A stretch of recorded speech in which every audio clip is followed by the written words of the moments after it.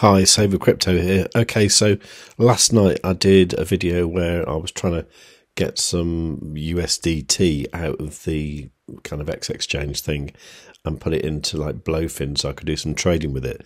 I failed quite badly for various reasons, and what I decided to do was wait and see what happened. Now, in fact, what I saw was the price of Hatom coming down quite rapidly. So what I decided to do was to swap the USDT back into Hatom and then stake it in this HTM booster, because last night I was only at 197% there, and you really need this to be over 200 to get the USH airdrop. So this is what I did. Now I just saw the price of Hatom drop really quick, so I'm going to swap my USDT into that. So this one here, swap USDT into Hatom. Okay, so the full amount there into Hatom. Swap that. Okay, so there it is. So I think what I'll do, I may as well just stake that in the Hatom protocol and get my percentage back up again. So you see at the moment I'm at 192%. If I was to stake all my Hatom, it would push it to 201. Yeah, okay. It's not really ideal, is it? Because I need it to be like 200 plus to get the airdrop. Okay, so that was last night. It probably wasn't such a bad call, actually, because I think the price was sort of down here when I managed to change it. So since then, you know, we're back up kind of, what's that, 2.36%? You know, that's okay, isn't it? Now, I keep mentioning USH, and I haven't really explained exactly what it's all about and why I'm interested in it. But if you look at the Hatom Labs on Twitter, you can see here that it says, given the bullish sentiment and evident shift of users towards more volatile assets, there's steadily increasing demand for stablecoins within the ecosystem. Okay, so the shift is underscored by the growing use of leverage where users borrow stablecoins to amplify their exposure to preferred volatile assets or to implement various strategies in DeFi. Okay, so this is what Hatom's all about, isn't it? It's all about kind of borrowing something and then trying to make some money with it. So, for example, if you saw the price of eGold drop and you've got eGold staked already, you can borrow against the eGold you've got staked, buy some eGold at a lower price, and when it increases in price, you can then repay your loan and you've got more eGold. That's the kind of way it works. Now, obviously, having a native stablecoin on the actual platform, like the Hatom platform, means that, say, for example, you could borrow USH, then you could use that to buy eGold at a lower price, and then when it goes back up, you've got more eGold. Or you can then sell it again to USH and then do the same over again. So it says here that the situation offers a golden opportunity for individuals with idle, stable assets in their portfolios. The lending protocol is an appealing option to leverage these assets, offering remarkable flexibility. There are no lockup periods and it carries no risks of impermanent loss. This makes it an excellent choice to generate additional revenue while waiting for those assets to be deployed. I like the sound of this. Okay, so how do you get the airdrop? Well, it says here, regarding the snapshot, we have an ongoing airdrop campaign for the users staking HTM in the booster of 500,000 USH, distributed shortly after the USH release. In order to qualify for the airdrop from a maximum impact, it's important to emphasize the two key aspects for eligibility. 1. Mandatory staking requirements. Users are required to maintain a stake of at least 20% of their collateral value in HTM tokens in the booster.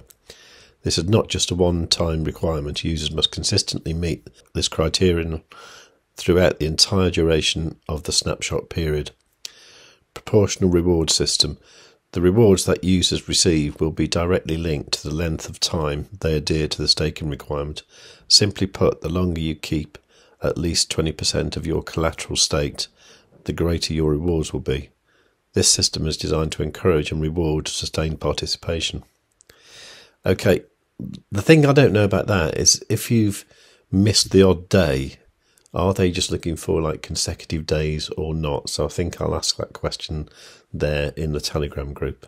Okay, so I've asked that question there. Hopefully they will understand. And while editing this video, I got an answer saying your airdrop allocation will be an average of your green days.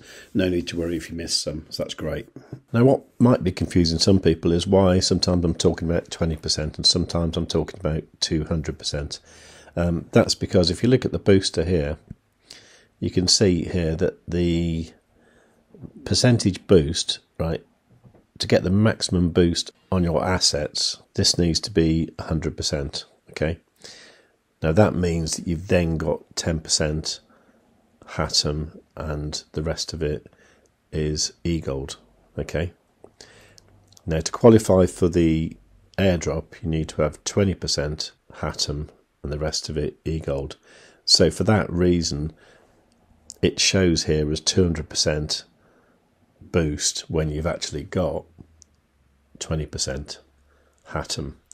This is slightly confusing because the boost only really boosts to 100%. Beyond that, you don't get any advantage there except becoming eligible for the airdrop. So if you hover over this, it says the value indicates your HTM boost to stake percentage. When it reaches 100%, it means that you're achieving the highest possible additional APY. Surpassing 100% provides you an additional buffer against price fluctuations.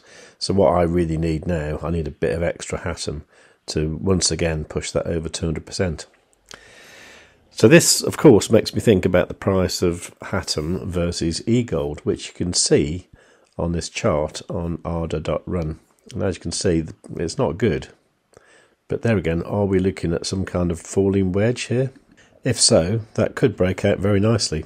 Or the whole thing could just Bart Simpson back down to low levels.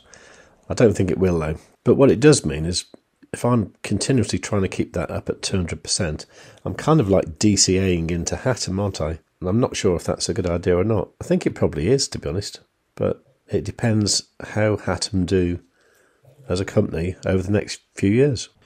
I also do wonder as well if I should just be trading assets that I like and not be worrying too much about all this kind of, you know, things that earn a certain APY and all that. I kind of like the, you know, the slow and steady kind of thing. But there again, you know, last night I decided just to take my mind off things by, you know, going long on e-gold over on BitGet. This is like the e-gold USDT sort of pair. And, you know, it's not a big position, it's only like $52, but like I am 16.69% up in about 12 hours. And, you know, I'll probably just leave that open for a while, keep pushing my stop loss up a little bit, and eventually it'll make a bit more money. And that'll probably make more money in a few days than any of the kind of other things I do. So I don't know. I don't know what to do, really. I mean, the problem with me in trading is I get carried away and then, you know, I make some big gains, then I make a big loss, and then, you know, I'm back to square one again. So, yeah, I don't know. Things to think about. It's all exciting stuff, isn't it? It's all good. Anyway, if you like the sound of that or you've got anything nice to say, do leave a nice comment down below. While you're down there, please give the video a like. Make sure you are subscribed. You've got the notifications set on all. And above all, tell your friends.